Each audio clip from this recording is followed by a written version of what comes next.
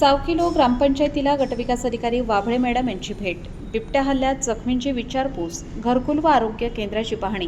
बातमी देवळा येथून दिनांक 27 जुलै 2026 रोजी माननीय गटविकास अधिकारी मेघा वाभळे मॅडम आणि सहाय्यक गटविकास अधिकारी रघुनाथ बाबा सूर्यवंशी साहेब यांनी ग्रामपंचायत सावकिलो येथे भेट दिली।